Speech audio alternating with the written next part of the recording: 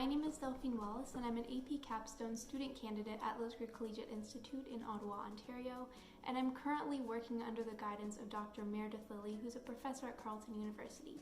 This year, I'm conducting a year-long research project to see whether female leaders adopted more stringent public health strategies than male leaders when responding to the coronavirus pandemic.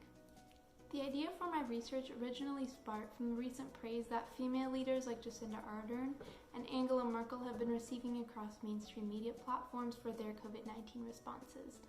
As well as society recognizes the importance of women playing a more active role in public leadership, it's important to understand if the traits of these female leaders when leading their country through the pandemic align with the predominant theories around women and decision-making, as a number of well-regarded researchers and scholars in the field of gender and psychology state that female leaders have a tendency to be more risk-averse than male leaders in their decision-making process. For this reason, I intend to investigate if female leaders were truly less inclined to take risks in their approach to public health than male leaders when responding to the pandemic, by investigating and comparing the responses of Ireland, New Zealand, France, and Germany. To complete my research, I will be doing a comparative case study to analyze the 4 different healthcare responses, and this will be done through discourse analysis, process tracing, as well as conducting expert interviews. I will be comparing and analyzing documents, policies, and restrictions, as well as look at the sectors prioritized from January 27th to May 4th, and look at the consequences all of these had